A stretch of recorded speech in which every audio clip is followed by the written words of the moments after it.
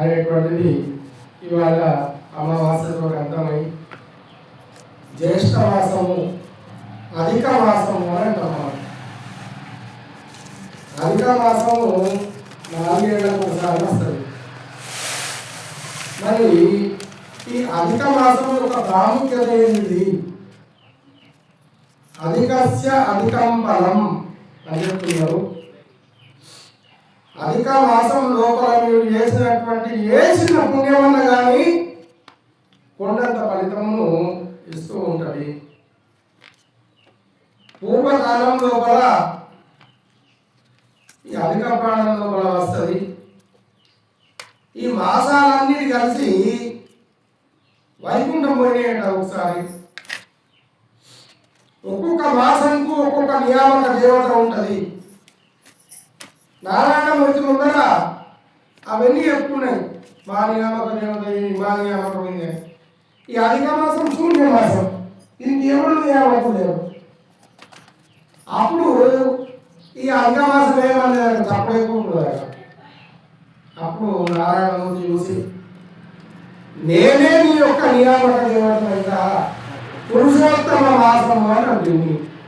పురుషోత్తముడు అంటే శ్రీకృష్ణుడు, నారాయణుడు, ఆ యొక్క పరమాత్ముడే సాక్షాత్తు ఈ యొక్క అధిక మాసానికి నియామకుడు. కాబట్టి అధిక మాసంలో మనం చేసేటువంటి జపదాన హోమ వ్రత ఇవన్నీ ఏవైతే ఉన్నాయో ఇవన్నీ రెట్టింపు ఫలితాన్ని మనకి ఇస్తాయి అని చెప్పేసి అధిక పురాణంలో ఉన్నది.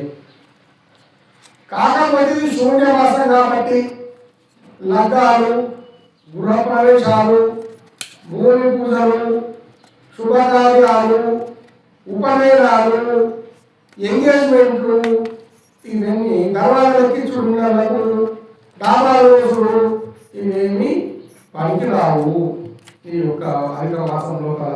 కాకపోతే ఆలయ సందర్శనము, గుడి లోపల వెళ్ళడము, అర్చనాలు చేయించుకోవడము, అభిషేకాలు చేయించుకోవడము, రుద్రాభిషేకాలు, అంతేకాకుండా మన విష్ణు ఆలయాల్లోకి వెళ్ళడము, విష్ణు సహస్రనామ స్తోత్రాన్ని పారాయణం చేయడము, భాగవతాది గ్రంథాలను అధ్యయనం చేయడము, వినడము ఇవన్నీ ఎంతో పుణ్యమైనటువంటి కాలం ఇది.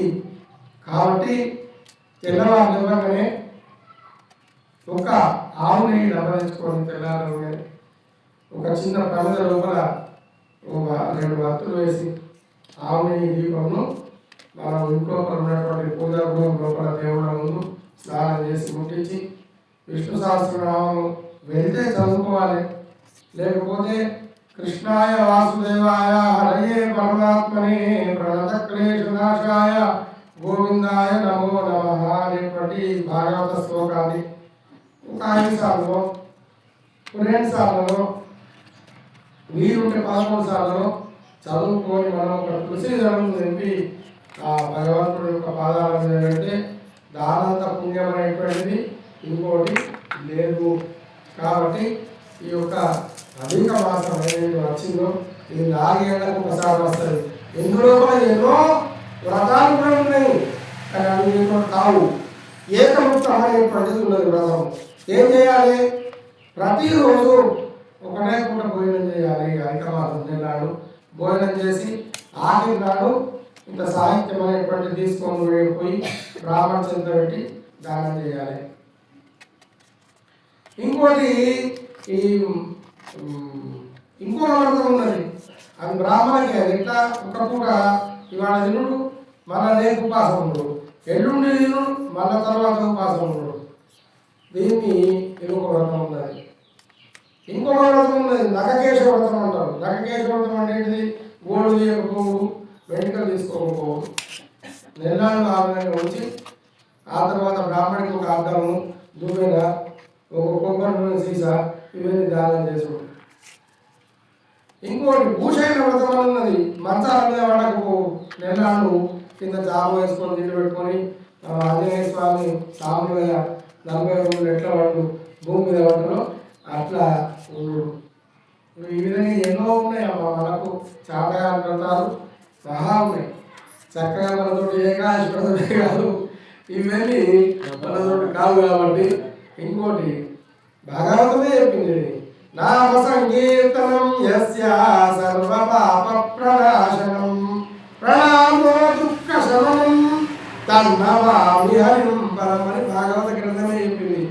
కేవలము పరమాత్ముడి నామాన్ని ఆధారం చేసుకో, సర్వపాప ప్రనాశనం, నువ్వు చేసినటువంటి జన్మ జన్మాంతర పాపాలు నశించిపోయి స్వామివారికి ప్రణామం చేసినప్పుడు దుఃఖం అనేటువంటి శమనమయ్యి ఆ శ్రీమన్నారాయణుడు యొక్క అనుగ్రహం కలుగుతుంది అని చెప్పేసి భాగవత గ్రంథమే మనకు చెప్పింది. కాబట్టి నామస్మరణ కర్ణోపాయం, భగవంతుడు వేరే కాదు, భగవంతుడు నామం వేరే కాదు, రాముడు వేరే కాదు, రామనామం వేరే కాదు, ఆంజనేయుడు వేరే కాదు, ఆంజనేయ స్వామి నామం వేరే కాదు. కాబట్టి ప్రతిరోజు ఈ అధిక మాసం లోపల మీరు మీకు వచ్చిన విధంగా మీరు చేసుకోగలరు. పుణ్యమైన కాలాన్ని వ్యర్థం చేసుకుంటే దానంతా మనంతా మూర్ఖుడు ఎవరు ఉండరు, 4 ఏళ్ళకు ఒకసారి వస్తుంది. కాబట్టి మీకు తోచిన విధంగా ఏమి రాదు స్వామి అంటే శ్రీరామ, ఇది భక్త రామదాసు మంత్రం, శ్రీరామ జయ రామ జయ జయ రామ అనేటువంటి అఖండమైనటువంటి మంత్రం. ఇది తారక మంత్రం దీన్ని తరింపజేసేటువంటి మంత్రం. శివ భగవాను నిరంతరం ధ్యానం చేసేటువంటి మంత్రం శ్రీరామ జయ రామ జయ జయ రామ అనేదాన్ని ఒక 11 సార్లు ఈ పుణ్యకాలం లోపల అనుకొని భగవాన్ అనుగ్రహానికి అందరూ పాత్రులు కావాలనేటువంటి ఉద్దేశంతో చెప్తూ అందరికి జై శ్రీరామ్. ఇవాళ మనకు సమయాభావం అనేటువంటిది తోటి భాగవతంలో ఉన్నటువంటి 10వ స్కందంలో కంసుని యొక్క వధ ఎట్లా జరిగింది అనేటువంటి విషయాన్ని మనం తెలుసుకోలేకపోతున్నాము. వచ్చే వారము మనము కృష్ణ పరమాత్మను కంసుని చంపాడు, కంసుడి యొక్క మంత్రులను ఎట్లా చంపాడు, ఆ యొక్క మంత్రులను ఎట్లా చంపాడు, ఆ ఏనుగును ఎట్లా చంపాడు, ఆ రాక్షసేను అనేటువంటి విషయాలన్నింటినీ మనము తెలుసుకున్నాము. ఎందుకంటే వచ్చేది అధిక మాసం కాబట్టి ఎక్కువ సంఖ్యలో మన భక్తులు వచ్చి స్వామివారి అనుగ్రహాన్ని పొందుతుంది. ఇంకోటి ముఖ్యంగా మన జీవితం అనేటువంటిది అలా గ్రహాచారము అని అంటారు. 9 గ్రహాలు ఉన్నాయి. ఆ 9 గ్రహాలు మనను నిర్దేశిస్తాయి, మనం ఎట్లా ఉండాలి ఏం కదా అని చెప్పేసి. ఆంజనేయ స్వామి సేవ ఎవరైతే చేస్తారో, ఆంజనేయ స్వామి స్మరణ ఎవరైతే చేస్తారో గ్రహచారం అనేటువంటిది మంచిగా ఉంటుంది. దాదాపు వక్ర స్థితిలో కూడా తిరుగుతూ ఉన్నాయి వాళ్ళ రేపట్ల కొన్ని గ్రహాలు. రాహు గ్రహం కానివ్వండి, ఈ యొక్క ముఖ్యంగా శని గ్రహం కానివ్వండి. అందుకని చెప్పేసి అందరికి యాక్సిడెంట్లు అవ్వడు, ఫ్లైట్లు క్రాష్ అయిపోవడు, విమానాలు గాల్లో పని వెళ్ళిపోవడు, ఇట్లాంటి యుద్ధాలు జరుగుడు, ఇట్లాంటి ప్రళయాలు జరుగుతున్నాయి. కాబట్టి మంచిగా ఉండాలి మనం అంటే ఆంజనేయ స్వామి యొక్క సేవ అనేటువంటిది అట్లీస్ట్ శనివారం ఒక గంట సమయం మనం కేటాయించి స్వామివారి యొక్క సేవ అనేటువంటిది చేసి మనం స్వామి అనుగ్రహానికి పాత్రలైతే మనం ఏ గ్రహము ఏమీ అందుకని చెప్పేసి అందరూ ప్రతి వారము వచ్చి మన యొక్క భక్తిని చాటుకునేటువంటి ప్రయత్నాలు చేస్తారనేటువంటి విషయాన్ని అందరికీ విన్నపం చేసుకుంటూ ఆ నారాయణ భగవాను కూడా విన్నపం చేసుకొని స్వామి అందరినీ ఆరోగ్యంగా ఉంచు, ఐశ్వర్యము ధనము ధాన్యము అన్నీ అందరికి ఇచ్చి సర్వేజన సుఖలో భవంతు, అందరూ సుఖంగా ఉండాలనేటువంటి ఉద్దేశాన్ని స్వామివారికి విన్నపం చేసుకోండి. అందరికీ జై శ్రీరామ్.